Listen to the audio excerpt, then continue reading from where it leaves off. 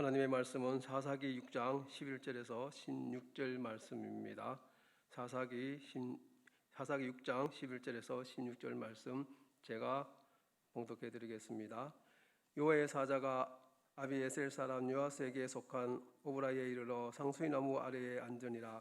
마침 요아스의 아들 기드온이 미디안 사람에게 알리지 아니하려 하여 밀을 포도주 틀에서 타작하더니 여호와의 사자가 기드온에게 나타나 이르되 큰 용사여 여호와께서 너와 함께 계시도다 하매 기드온이 그에게 대답하되 오 나의 주여 여호와께서 우리와 함께 계시면 어찌하여 이 모든 일이 우리에게 일어났나이까? 또 우리 조상들이 일찍이 우리에게 이르기를 여호와께서 우리를 애굽에서 올라오게 하신 것이 아니냐 한 그 모든 이적이 어디 있나이까? 이제 여호와께서 우리를 버리사 미디안 손에 우리를 넘겨 주셨나이다 하니 여호와께서 그를 향하여 이르시되 너는 가서 이 너의 힘으로 이스라엘을 미디안의 손에서 구원하라. 내가 너를 보낸 것이 아니냐 하시니라. 그러나 기드온이 그에게 대답하되 오 주여 내가 무엇으로 이스라엘을 구원하리까? 보소서 나의 집은 므낫세 중에 극히 약하고 나는 내 아버지 집에서 가장 작은 자이니다 하니 여호와께서 그에게 이르시되 내가 반드시 너와 함께 하리니 내가 미디안 사람 치기를 한 사람을 치듯 하리라 하시니라. 아멘.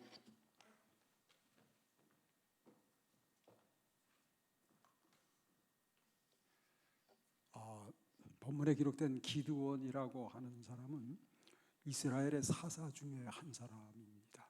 본래 기드온은 아주 농부 중에 한 사람으로 평범한 사람이었습니다.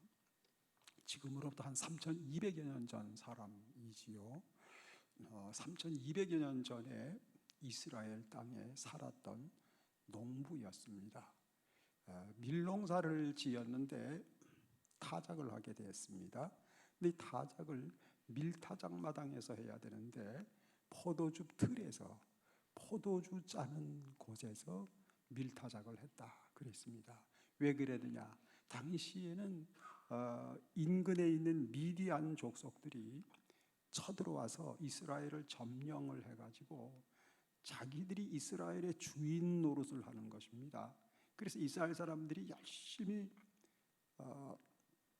농사를 지어가지고 타작을 하게 되면 그 밀을 그 곡식을 몽땅 강탈해 가는 것입니다.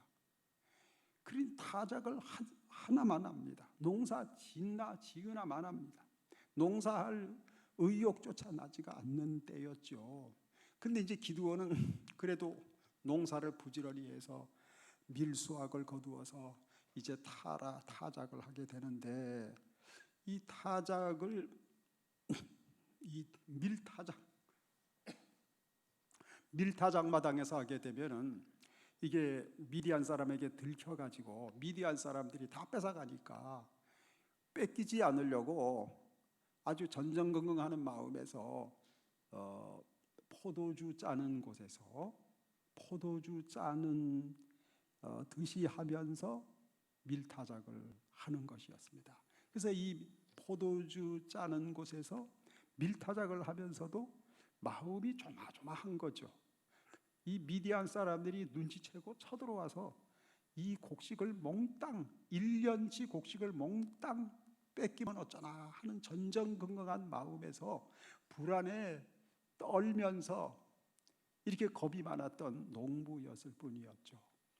이렇게 겁이 많은 농부 이 기드온에게 하나님께서 찾아오셔서 말씀을 하시는데 뭐라고 불러야 하겠습니까? 야, 이 쫄짱부야, 그래야 되지 않겠습니까? 그런데 오늘 본문에 보게 되면 큰 용사여라고 불러주셨습니다. 아주 파격적으로 불러주셨습니다. 이 쫄짱부를 향해서 이 겁 많은 농부, 초라한 농부 이 한 사람에게 주님께서는 아주 거창한 이름으로 불러주셨습니다. 큰 용사여. 이 용사라고 하는 것은 전쟁 마당에 나가서 전쟁에 승리하고 혁혁한 공로가 있는 사람, 이런 사람을 용사라 그러죠. 큰 용사라 그러죠. 기드온은 그런 경험이 전혀 없습니다. 자기들을 괴롭히는, 자기 민족을 억압하는 이 미디안 군대를 상대해서 칼 한 번 휘둘러 본 적이 없고 싸워 본 적 한 번도 없는, 단순히 농사지어서 곡식을 많이 거두어서 그래서 식구들 먹여 살려야 할 국리에 전전긍긍했던 그러한 평범한 사람 중에 한 사람일 뿐이었습니다. 겁 많은 사람이었습니다. 그런데 하나님께서는 큰 용사요 불러주셨습니다. 여러분, 하나님께서도 그렇게 하시는 것 같습니다. 우리가 정말 코로나 때문에 두려워하고 세상의 여러 가지 사건 사고 때문에 염려하고 우리가 앞으로 어떻게 살 것이냐, 이 문제 때문에 전전긍긍해하면서 불안해하고 그러는 우리를 하나님께서 쫄장부야 불러주시는 대신에 우리를 의인아, 나의 사랑하는 아들아, 나의 사랑하는 딸아, 이렇게 불러주신다는 거죠. 큰 용사라고 불러주신다는 거죠. 그 하나님께서 왜 이런 기드온을 향해서 하나님은 큰 용사라고 불러주셨을까요? 이렇게 겁 많은 사람, 전쟁에서 한 번도 이겨본 적이 없는 사람, 그저 자기 곡식 뺏길까 봐 불안에 떨면서 겁이 많았던 평범한 사람 기드온을 향해서 큰 용사여, 하나님은 왜 그렇게 큰 용사라고 불러주셨겠습니까? 그 이유가 12절에 기록이 되고 있습니다. 우리 12절 다 같이 한번 읽어보겠습니다. 여호와의 사자가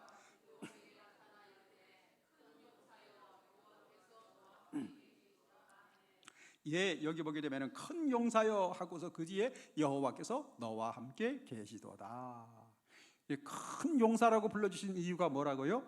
여호와께서 너와 함께 계시도다. 하나님이 함께 계시기 때문에 큰 용사입니다. 여러분, 아무리 세상적으로 큰 용사라 할지라도 하나님이 함께 하시지 않는다면 그 사람은 쫄장부 인생일 수밖에 없습니다. 그러나 아무리 세상에서 볼 때에 쫄장부 같은 사람이라 할지라도, 나약한 사람이라 할지라도 하나님이 함께 하시면 그 사람은 진정한 의미에서 큰 용사 인생이 되는 것입니다. 하나님이 함께 하시느냐, 이것이 관건입니다. 제가 고등학교 다닐 때 우리 학교에서 제일 존경받는 아이가 누구냐? 공부 잘하는 아이? 아닙니다. 잘생긴 아이? 아닙니다. 어떤 아이를 제일 존경을 했냐 하면요, 주먹 센 아이였어요. 주먹만 세면 알아줬어요. 정말 정글지대 같았어요. 힘센 아이가 최고예요. 그 제일 무시당하는 아이는 누구냐? 거꾸로죠. 주먹이 약한 아이, 키가 작은 아이. 우리 반에 주먹도 약하고 몸도 가냘프고 그리고 키도 작고 한 학생이 맨 앞에 앉았어요. 키 순서대로 앉았으니까, 제 고등학교 때 키 순서대로 앉으니까 키 작은 아이가 제일 앞에 앉아요. 제일 큰 아이가 제일 뒤에 앉아요. 근데 걔가 맨 앞에 앉아, 키가 작으니까. 그런데요, 걔는 주먹도 약하고 키도 작은데 아무도 무시할 수가 없는 아이예요. 걔가 말 한마디 하면은 다 들어줘야 돼. 왜 그런지 알아요? 3학년에서 우리 학교 3학년 학생 중에서 주먹이 제일 센 선배가 있었는데, 그 선배가 이 아이를 수시로 만나는 거예요. 이 아이와 함께 하고 있는 거예요. 그 주먹 센 선배가 함께 하는 것을 보면서 함부로 이 아이를 할 수가 없는 거예요. 이 아이 약하다고 한 번 때렸다가는 경을 치는 거예요. 그래서 아무리 약해도 강한 사람이 함께하면 함부로 할 수 없는 인생이 된다 하는 거죠.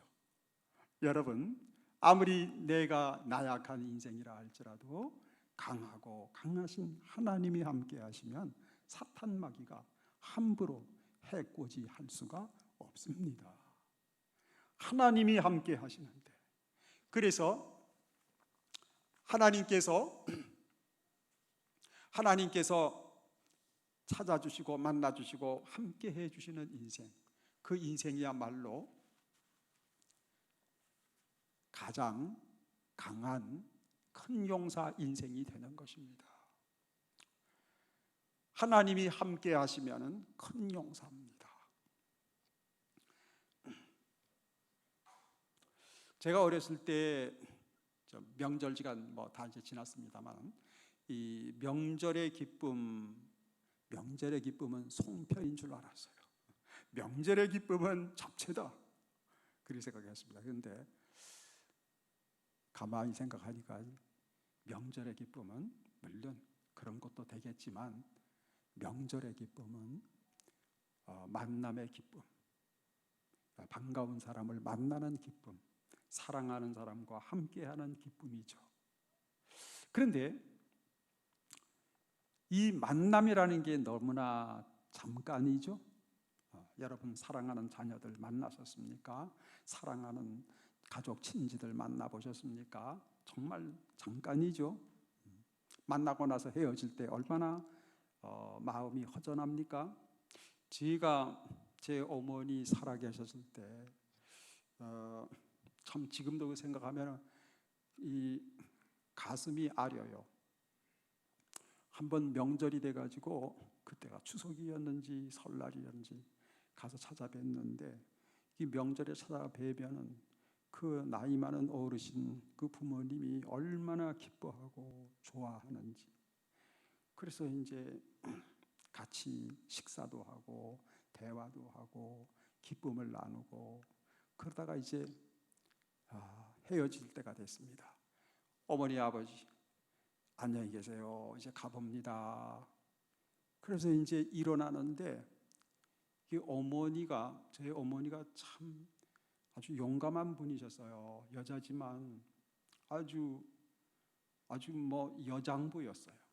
근데 그런 어머니가 몸이 약해지고 늙고 노쇠해지니까 마음도 약해지시는 것 같더라고요.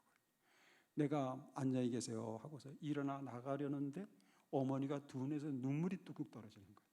어머니가 우시는 거예요. 그 모습을 보면서 너무나 마음이 아팠어요. 그런데 그 모습을 보고서 제가 하룻밤만 더 잠을 자고 어머니와 조금만 더 시간을 가지고 왔으면 얼마나 좋았겠나, 그런 후회가 지금 됩니다. 근데 하룻밤 더 잔다고 할지라도 만족이야 있겠습니까? 이 땅의 만남은 잠깐인 것을, 어차피 잠깐 만나고 헤어져야 하는데, 잠깐 함께하고 떠나야 되는데, 이 땅에 그 함께함이라는 것은 순간적인 기쁨이 아니겠어요? 그래서 우리에게는 영원한 만남이 필요하고 영원히 함께함이 필요합니다. 근데 영원히 만나고 영원히 함께하는 그 기쁨과 행복은 하나님과의 만남에 있습니다. 하나님만이 영원히 함께하시고 하나님만이 영원히 우리와 함께하시는 줄로 믿습니다. 하나님만이 영원히 함께하시는 거예요. 예수님의 별명이 하나님이 우리와 함께 하심이라 아닙니까? 이 예수님의 별명이. 그래서 예수님이 고마운 거죠. 예수님이 그래서 감동이죠. 영원히 우리와 함께 하시는 하나님이시니. 그런데요, 여러분, 우리 죄인 인생이 하나님과 함께 한다는 것은 불가능 중에 불가능이에요. 여러분, 역적 죄인 사형수가 감옥에 갇혔는데 그 높은 왕을 수시로 자기가 원하는 대로 왕을 만날 수가 있겠습니까? 왕과 함께 할 수가 있겠습니까? 왕과 마주 앉아 밥상을 함께 할 수가 있겠습니까? 불가능이죠. 여러분, 죄인 인생인데 우리가 하나님 앞에 영영 형벌받을 죄인 인생인데, 그 죄인 인생이 거룩하시고 높고 높으신 그 하나님과 어찌 함께 할 수가 있겠습니까? 안 되는 거죠. 불가능이죠. 그런데요, 성경에서는 그 비결을 말씀을 하고 있더라고요.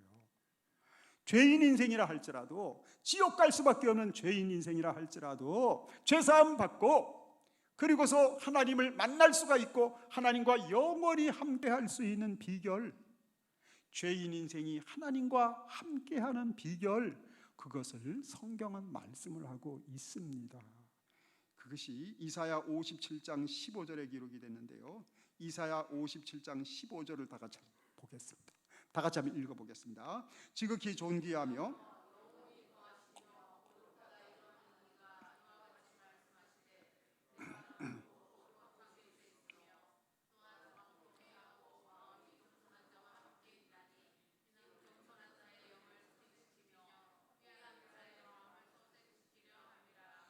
여기 보게 되면은 하나님께서는 지극히 존귀하시고 영원히 거하시고 거룩하다 이름하시는 분이라 그랬습니다.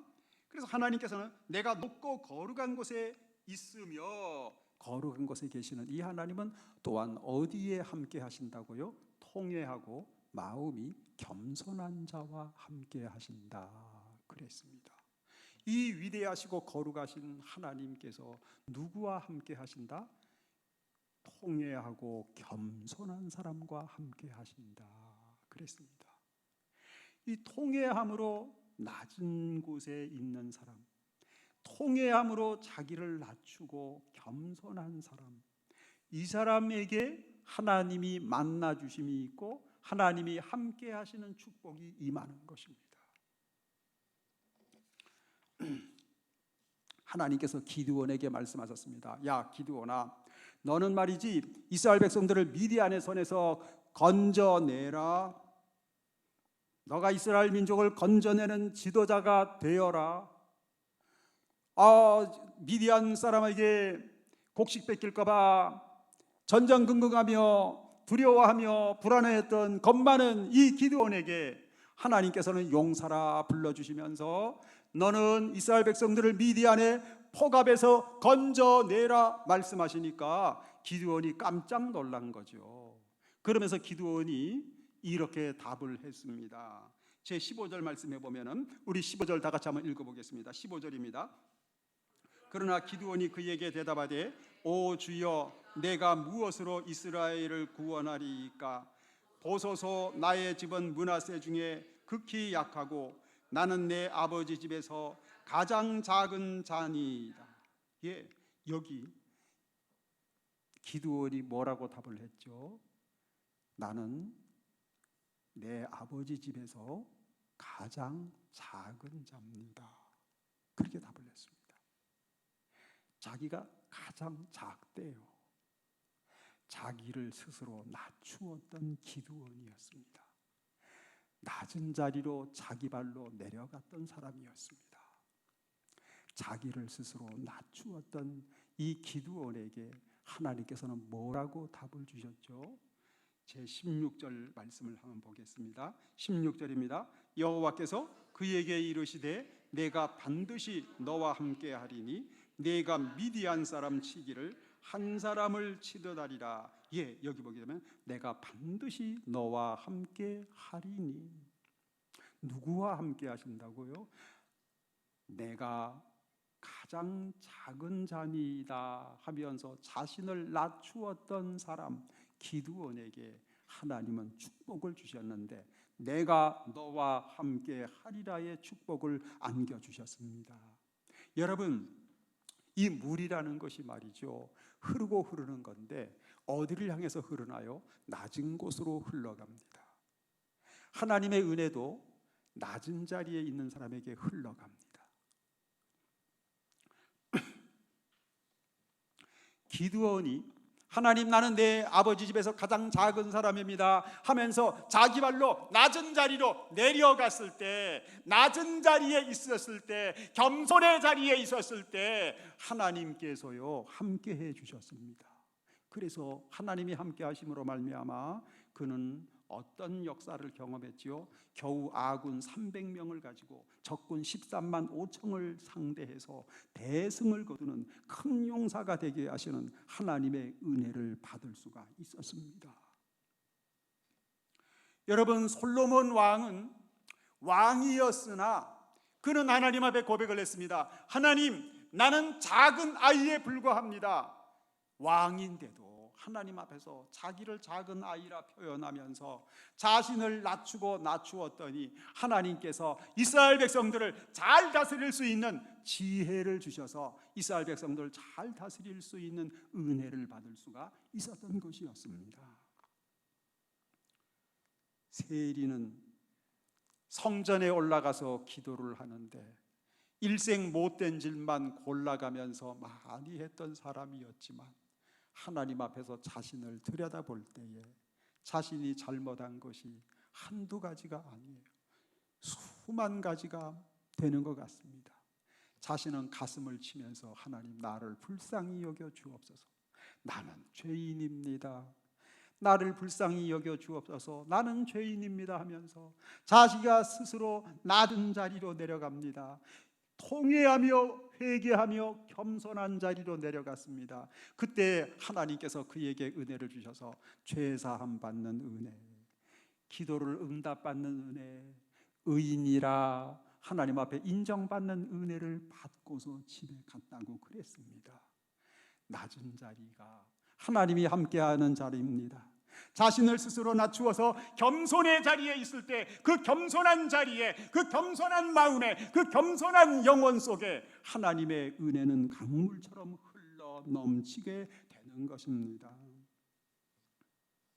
사도 바울은요, 고백하기를 하나님, 나는 죄인 중에 괴수입니다. 죄인 중에 죄인입니다. 나는 가장 작은 자보다 더 작은 자입니다 하면서 자신을 낮추고 낮추었습니다.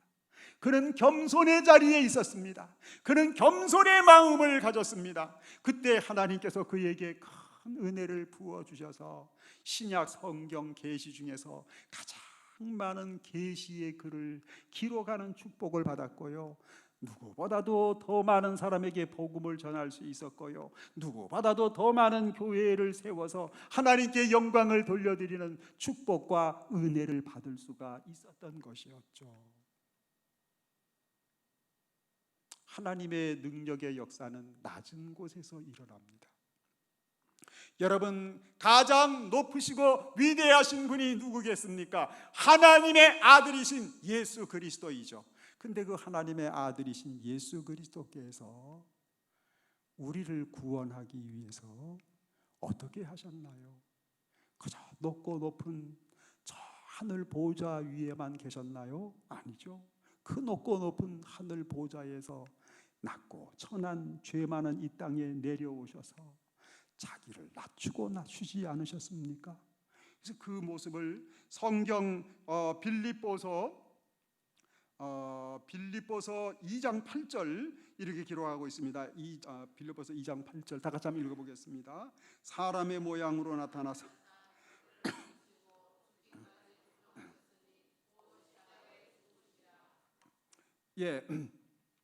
자기를 낮추시고 죽기까지 복종하셨다 그랬습니다.